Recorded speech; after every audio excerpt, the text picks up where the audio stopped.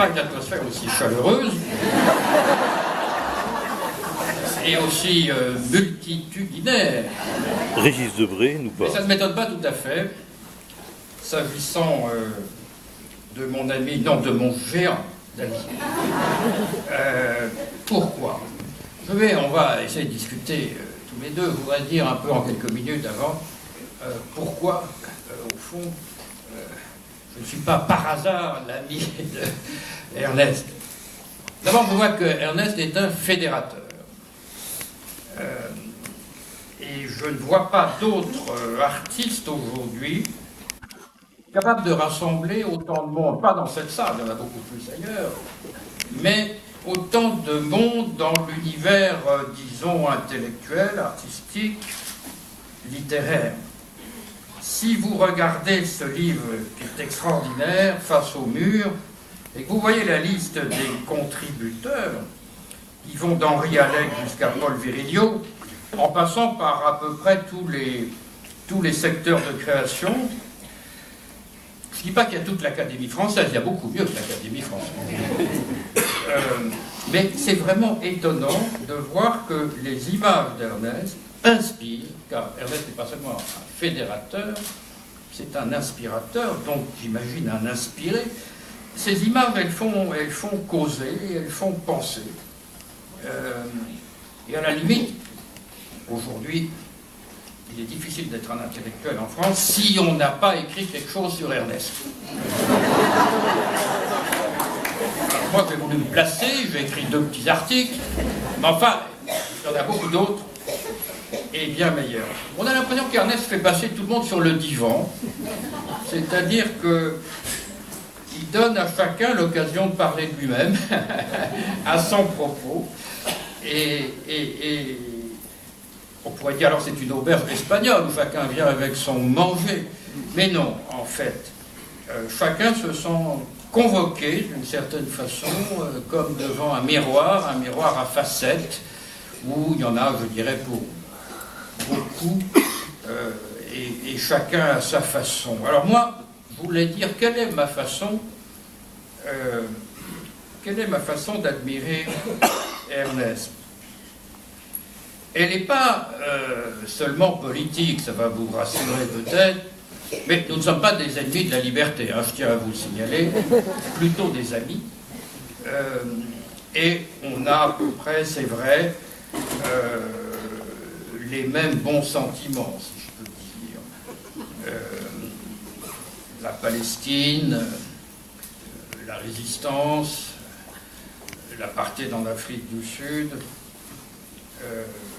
beaucoup de causes nous sont communes. Enfin, s'il n'y avait que des bonnes causes et que des bons sentiments dans le travail d'Ernest, on n'irait pas beaucoup plus loin et on dirait, bon ben voilà, c'est un affichiste du bien, il défend les gens bien et il attaque les méchants. Bon, ce serait évidemment un peu limité, mais enfin, c'est un art que de donner mauvaise conscience à un certain nombre de gens. Je crois même que tu avais donné mauvaise conscience à la ville de Nice à un moment donné. Mais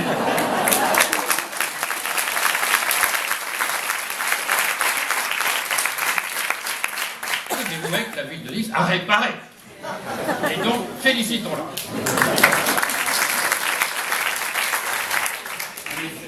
Maintenant, allons un peu plus loin. Quelle sorte d'affinité puis-je avoir pour Ernest? D'abord, je dirais qu'Ernest est un classique révolutionnaire. Alors évidemment, c'est un peu, comment dirais-je, un peu une contradiction, ces 2 mots, comme un silence éloquent, si vous voulez. Mais c'est rare de pouvoir réconcilier, je dirais, Ingres et Jaurès. C'est-à-dire une extraordinaire qualité de trait qui se voit dans sa façon de dessiner, les mains, les draperies. Et là, il y a quelque chose qui ne peut que réjouir un réactionnaire de progrès comme moi, qui aime bien la culture classique, et qui aime bien aussi Jaurès et tout ce qu'il peut représenter. Et puis enfin, c'est un dessinateur, et aujourd'hui, il y a assez peu de dessinateurs. Disons que c'est un homme qui ne triche pas, il ne bluffe pas. Il se donne du mal pour nous faire plaisir, parce que son art est difficile, et aujourd'hui, beaucoup d'artistes préfèrent la facilité, et on retrouve peut-être le plaisir d'un artisanat extraordinaire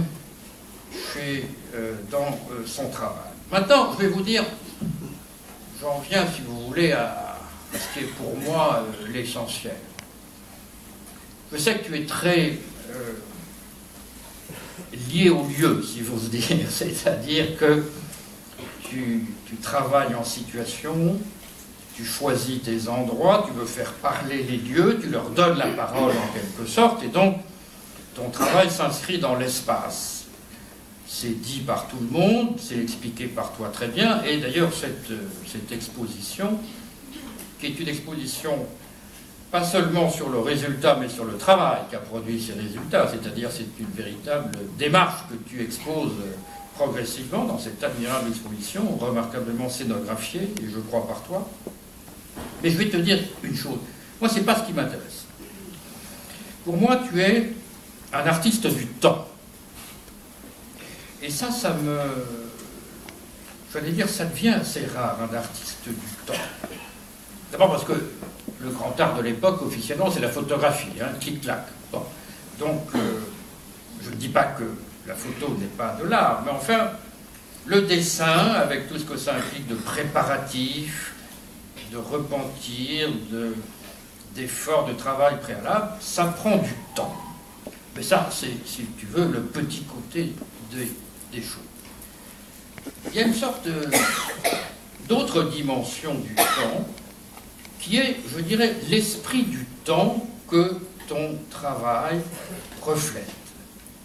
C'est-à-dire une sorte de façon de prendre le pouls de la société, une sorte de façon de s'insérer dans une certaine actualité, et surtout, je dirais, de refléter le fond de l'air, c'est-à-dire une certaine détresse, la perte du lien social, la solitude, je pense aux cabines téléphoniques, c'est-à-dire ce monde, cette société de communication où au fond chacun est seul.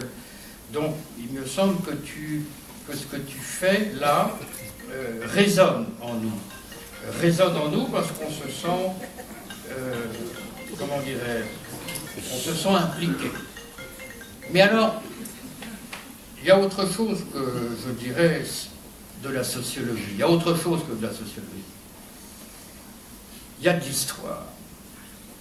Et je trouve que ton travail, pour moi, je dis ton œuvre, travail, c'est ce que vous dites là pour vous faire prendre pour des prolétaires que vous n'êtes pas. C'est le mot qu'utilise les artistes. Mon travail. Bon, alors ça fait usine Renault, ça fait très bien. Enfin, non, c'est une œuvre. Et alors, qu'est-ce que tu fais, me semble-t-il, de façon récurrente, insistante, tenace? Tu ramènes les disparus à la surface. C'est-à-dire que tu rends mémorable des gens oubliés. Et ça, c'est quelque chose d'assez rare, parce qu'au fond,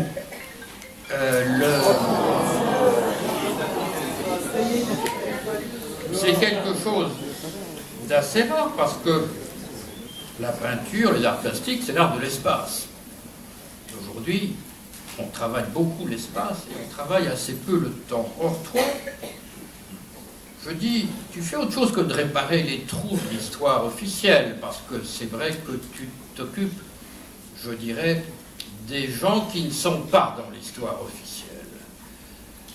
Que ce soit les communards, que ce soit les Noirs des townships en Afrique du Sud, que ce soit ce que furent les résistants ou ce que sont les Palestiniens derrière leurs murs. Et en quelque sorte, je pense à un article d'Edmond Charleroux dans ce livre, elle dit « L'histoire ne s'efface pas ». Oui, elle ne s'efface pas avec des gens comme toi, mais l'histoire s'efface. c'est une donnée, je dirais que les couches de temps se superposent et se recouvrent l'une l'autre. Nous ne vivons pas dans la mémoire. Surtout, nous ne vivons pas dans la mémoire de ce qui gêne, de ce qui dérange, de ce qui fâche. Et toi, je dirais que tu vas extirper du sous-sol comme des fantômes, des revenants, des gens qui reviennent de loin, des gens qui, oui, qui sortent des caves ou des bouffes de métro, je pense aux morts de Charonne, par exemple. Et puis tu as une façon, je dirais, de révéler les couches de temps. Je pense à Naples, par exemple. À Naples, où tu as, sur 3 mètres carrés, tu restitues toutes les couches de temps, depuis le culte de Mitra, les cultes romains, le culte chrétien, et tu déplies comme un accordéon toutes ces couches de temps. Et ça, je trouve ça vraiment assez singulier, que ça se fasse par des moyens graphiques, si tu veux. Que ça se fasse par des moyens graphiques, avec toujours le choix de lieux, bien sûr. Mais ces lieux, je dirais, tu leur donnes du relief, tu leur donnes une profondeur de temps. Mettre de la profondeur de temps dans l'espace, ça, je crois que c'est ce que tu fais beaucoup mieux que d'autres. En sorte que tu fais venir un peu le subliminal. Le subliminal. Tu les fais sortir du pavé, tu les fais sortir des murs, et même tu les fais sortir d'en bas, généralement. C'est sinon dans les caniveaux, en tout cas au-dessus du trottoir directement. Et alors, je dirais que moi, ce qui m'émeut dans ton travail, moi, je n'ai pas beaucoup de mémoire, donc j'ai besoin qu'on me rafraîchisse la mémoire, mais je considère que, au fond, l'humanité, enfin, l'homme est un animal bizarre pour qui les absences sont présents. Et toi, tu donnes à l'absence un effet de présence. C'est une définition du religieux, d'ailleurs. Donner à ce qui n'est pas là le poids, le vibrato, le sentiment que c'est là, dans une hostie, le corps du Christ, mort il y a 2000 ans. Et donc, cet effet de présence de ce qui n'est plus là, ça me semble toucher quelque chose de très profond de la condition humaine. Et tout cela, alors, ce qui est assez étonnant, et je dirais que c'est peut-être ton ironie suprême, tout ça sur du papier journal. C'est-à-dire que, après avoir récolté un passé révolu, on dirait que tu devrais, ce que font les peintres ordinairement, le fixer pour toujours. Un acquis pour l'éternité, comme on dit de l'œuvre d'art. Kthema un acquis pour toujours. Et ça, tu le mets, je dirais, sur un bout de papier. Tu me disais que ce sont généralement des chutes de journal, des chutes du monde. Autrement dit, tu retrouves le temps pour l'abandonner au temps. Il y a du temps retrouvé que tu confies au travail de destruction du temps, à l'érosion du temps. C'est-à-dire, tu prends ce qu'il y a de plus éphémère, qui est évidemment le papier journal, à la fois comme matériau et comme symbole. Puisque le journalisme, je ne sais pas, c'est Gide qui disait ça, c'est tout ce qui nous intéressera moins demain qu'aujourd'hui. Et donc, comme si, au fond, tu ne te faisais pas d'illusion que tout ça s'en ira, oui, mais qu'il y aura d'autres Ernest Pignon qui viendront après toi nous faire sortir du trou à notre tour, nous sortir du caniveau, nous faire remonter du sous-sol. En fait, et ça, c'est peut-être au fond, peut-être toute l'histoire de l'humanité. C'est la mémoire comme un rocher de Sisyphe, toujours à remonter.